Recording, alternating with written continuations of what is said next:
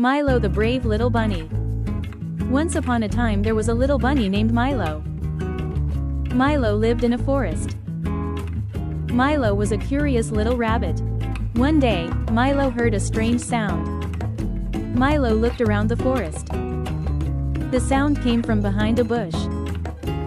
Milo slowly walked closer. It was a small bird that needed help. Milo helped the bird and felt very proud.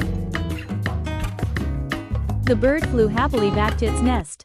But suddenly Milo was in trouble. What happened to Milo? If you want to know, comment part 2. Like and subscribe.